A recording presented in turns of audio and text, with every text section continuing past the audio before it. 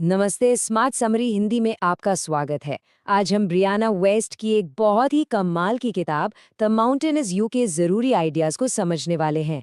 ये किताब हमें ये जानने में मदद करती है कि हम अक्सर खुद ही अपनी तरक्की के रास्ते में क्यों आ जाते हैं और कैसे हम सेल्फ सैबोटाज यानी खुद को नुकसान पहुंचाने की आदत को सेल्फ मास्टरी में बदल सकते हैं।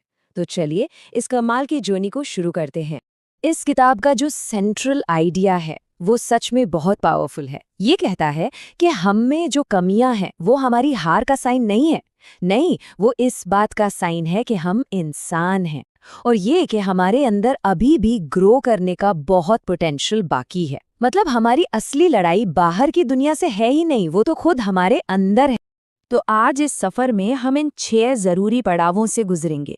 पहले समझेंगे कि ये पहाड़ आखिर है क्या, फिर जानेंगे कि हम खुद को क्यों रोकते हैं, सबसे मुश्किल हालातों में भी ताकत कैसे मिलती है, आगे बढ़ने के लिए क्या तरीके अपना सकते हैं, एक नया भविष्य कैसे बना सकते हैं और आखिर में सेल्फ मास्टरी यानी आत्मनियंत्रण के साथ कैसे जी सकते हैं। तो चलिए सबसे पहले और सबसे ज़रूरी आइडिया से शुरू करते हैं। The mountain is you. ये जो पहाड़ है ये कोई बाहर की मुश्किल नहीं है, ये हमारी अपनी आदतें, हमारे डर और हमारे वो विश्वास हैं जो हमें आगे बढ़ने से रोकते हैं। और जिस पल हम ये समझ जाते हैं, सही मायनों में हमारी चढ़ाई वहीं से शुरू होती है। लेकिन सवाल ये उठता है कि आखिर हम सेल्फ सैबोटाज करते ही क्यों हैं? अक्सर तो हम उन चीज़ों को भी खुद से दूर कर देते हैं जो हमारे लिए अच्छी होती हैं। चलिए इसके पीछे की साइकोलॉजी को समझते हैं। ये एक बहुत बड़ा सवाल है ना? हम अच्छी चीज़ों का विरोध क्यों करते हैं? जानते हुए भी कि कोई चीज़ हमारे लिए फ़ायदेमंद है, हम उससे दूर क्यों भागते हैं? इसका जवाब हमारे दिमाग के काम करने के तरीके में छिपा है। देखिए, हमें लगता तो यही है कि हम सब खुशी के पीछे भाग रहे हैं, लेकिन सच तो ये है कि हमारा दिमाग असल में फ़ैमिलियरिटी यानी जानी पहचानी चीज़ों को ढूंढता है। हमारे ब्रेन का पहला काम है हमें सुरक्षित रखना, और जो कुछ भी जाना पहचाना है वो उसे सेफ लगता है, भले ही वो आदत या माहौल कितना भी दर्दनाक क्यों न हो। यही वजह है कि हम अक्सर जाने पहचाने दुख को अनजानी खुशी के ऊपर चुन लेते। इस कॉन्सेप्ट को अपर लिमिट प्रॉब्लम कहते हैं। इसे ऐसे समझिए, जैसे हमारे अंदर ना खुशी और सफलता का एक थर्मोस्टैट लगा हुआ है। जैसे ही हमारी जिंदगी में खुशियां एक तय लेवल से ऊपर जाने लगती हैं, हमारा सबकॉन्शियस माइंड बेचैन हो जाता है और हम अनजाने में ही कुछ ऐसा कर बैठते हैं जो हमें वापस हमारी पुरानी जानी पहचानी कंफर्ट जोन वाली हालत में ले आता है। यही वजह है कि अक्सर किसी बड़ी कामयाबी के ठीक बाद हम कोई बड़ी गलती कर देते हैं। अब बात करते हैं जिंदगी के उन पलों की जब लगता है कि सब कुछ खत्म हो गया है। Rock bottom. किताब के मुताबिक ये वो जगह है जहां से पहाड़ पर असली चढ़ाई शुरू होती है। ये कोई अंत नहीं, बल्कि एक नई शुरुआत का प्लेटफॉर्म है। जब हम जिंदगी के सबसे निचले पॉइंट पर होते हैं तो हर तरफ अंधेरा नजर आता है। ऐसा लगता है जैसे ये आखिरी स्टेशन है। लेकिन ये किताब कहती है नहीं, ये अंत नहीं है, बल्कि ये फाउंडेशन है, एक नई शुरुआत की नींव। ये वो ठोस जमीन है जिस पर आप एक नया और पहले से कहीं ज्यादा मजबूत जीवन बना सकते हैं। क्योंकि जब आपके पास खोने के लिए कुछ नहीं बचता, तभी आप सब कुछ पाने के लिए पूरी तरह से आजाद होते हैं। ये कोट उस पल की इंटेंसिटी को दिखाता है जब इंसान अंदर से चिल्ला पड़ता है कि बस बहुत हुआ, मैं अब और इस तरह नहीं जी सकता। ये सिर्फ एक ख्याल नहीं है, ये एक फैसला है, एक ऐसा पावरफुल डिसीजन जो सब कुछ बदल देता है और आपको अपनी जिंदगी की बागडोर वापस अपने हाथों में लेने की हिम्मत देता है। तो जब नींव रख दी है तो अब चढ़ाई के लिए कुछ प्रैक्टिकल स्ट्रैटेजीज की बात करते हैं, कुछ ऐसे तरीके जो इस मुश्किल सफर में हमारी पकड़ मजबूत करेंगे। तो सबसे पहला जाल है परफेक्शनिज्म, यानी हर काम को बिल्कुल परफेक्ट तरीके से करने की जिद।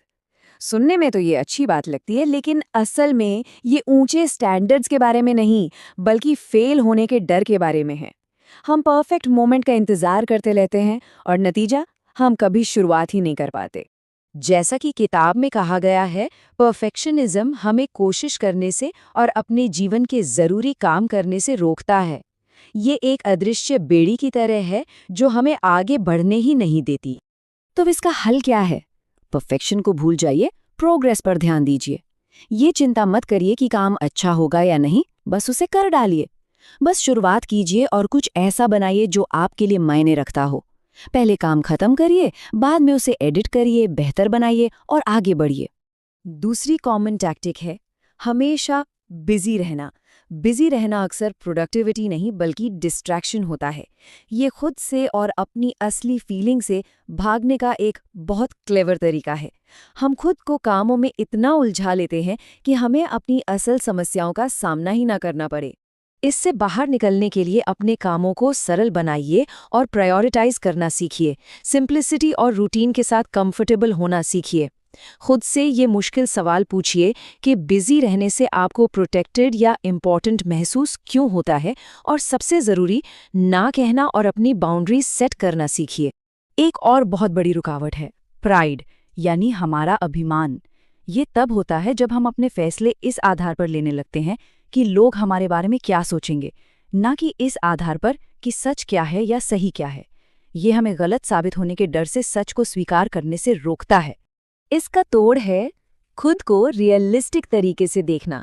ये मानना कि हम सब इंसान हैं और बस अपनी तरफ से बेस्ट कोशिश कर रहे हैं। अपनी गलतियों और कमियों को स्वीकार करना सीखने का दरवाज़ा खोलता है। जो चीज़ गलत है उसे छोड़ना सीखिए, भले ही ये मुश्किल लगे। यकीन मानिए, लोग आपकी ईमानदारी की ज़्यादा इज्जत करेंगे। तो ठीक है, हमने पुरानी आदतों को तो समझ लिया। अब बात करते हैं एक नया भविष्य बनाने की। ये सिर्फ मुश्किलों से बचने के बारे में नहीं है, ये जिंदगी को खोलकर जीने यानी सरवाइव करने से थ्राइव करने की तरफ बढ़ने के बारे में है। एक नया भविष्य बनाने के लिए ये 4 पिलर्स हैं। पहला, अपने सिद्धांत बनाइए और उन पर चलिए। सिर्फ आती जाती मोटिवेशन पर डिपेंड मत रहिए। दूसरा, एक मकसद के साथ काम करिए।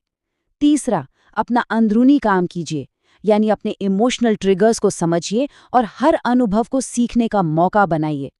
और चौथा, याद रखिए, बड़ा और स्थायी बदलाव हमेशा छोटे छोटे लगातार किए गए कामों से आता है, किसी एक बड़े चमत्कार से नहीं। और आखिर में हम पहुंचते हैं सेल्फ मास्टरी तक, यानी आत्मनियंत्रण।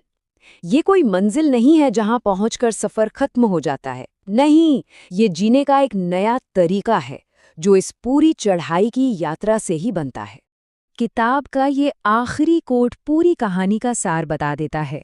एक दिन वो पहाड़ जो तुम्हारे सामने था वो बहुत पीछे रह जाएगा, लेकिन उसे चढ़ना सीखते हुए तुम जो इंसान बनोगे वो हमेशा तुम्हारे साथ रहेगा। असली इनाम पहाड़ की चोटी नहीं, बल्कि वो बदलाव है जो इस सफर में आपके अंदर आता है। तो ये सब जानने के बाद सवाल अब ये है, वो पहला छोटा सा बदलाव, वो पहला माइक्रोशिफ्ट क्या होगा जो आप आज करेंगे? कुछ भी छोटा सा, लेकिन वो आपके नए रास्ते पर पहला कदम होगा। अगर इस डिस्कशन से आपको कोई वैल्यू मिली हो तो इसे लाइक करें, सब्सक्राइब करें और इसे अपने उन दोस्तों और परिवार वालों के साथ ज़रूर शेयर करें जो अपनी ज़िंदगी को अपग्रेड करना चाहते हैं। हमारे साथ जुड़ने के लिए धन्यवाद।